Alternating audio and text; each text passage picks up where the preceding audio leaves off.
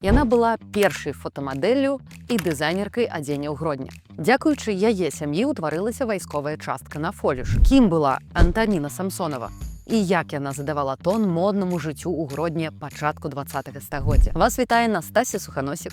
І вы на канале Гродна 1127. І сёння ў цыкле «Гарадзенкі» мы раскажам пра жанчыну, якая напоўніла наш горад вытанчаным густам і смелымі эксперыментамі, але памерла ў галечы і самоце. Антаніну Самсонову. Не забудьтеся подписаться на канал Гродна 1127 і поставить падабайку. Гарантуем, што гэта гісторыя вас уразіць.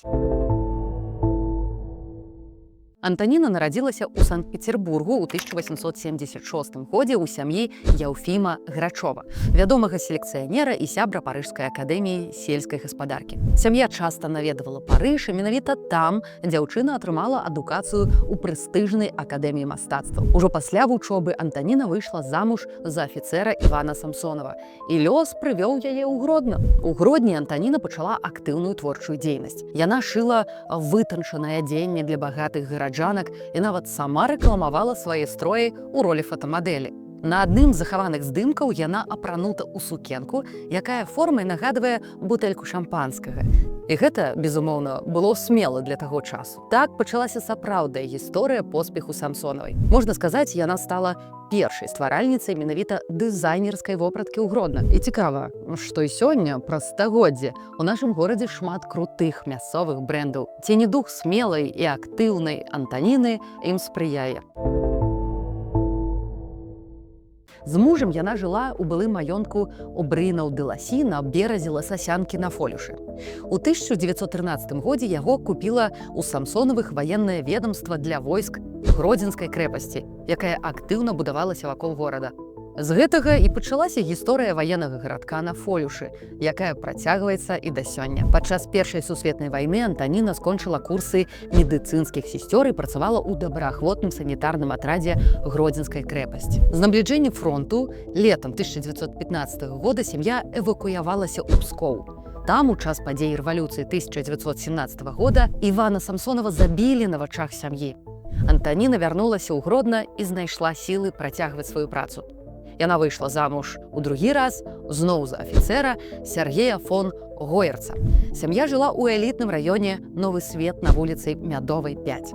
Фон Гойерц валодаў кіёскам з газетамі, тытунем, цукеркамі, а Антаніна ўтрымлівала атэлье па пашыву жаночых сукенак. Гродзенкі таго часу любілі добра апрануцца, таму недахопу ў замовах яна не мела.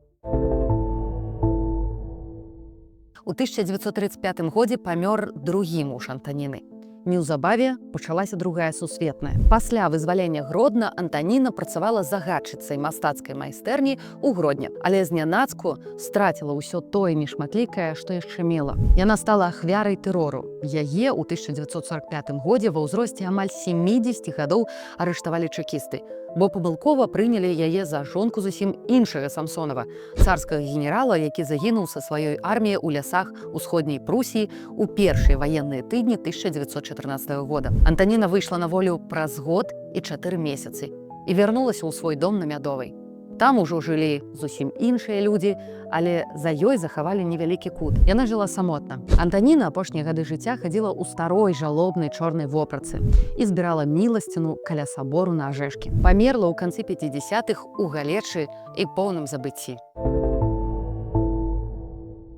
Антаніна Самсонова – гэта прыклад жанчыны, якая не баялася эксперыментаваць і жадала тварыць, нават у складаных умовах.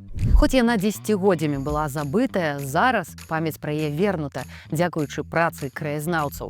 Яе згадваюць у артыкулах і кнігах, а помнік на яе магіле быў у апошнія гады адноўлены. Падпішыцеся на канал Гродна 1127, каб даведацца больш пра гісторыі нашых жанчын-лідарак. І не забудзьцеся паставіць падабайку і да сустрэчы. Да сустрэчы ў наступных відэа. Пабачымся!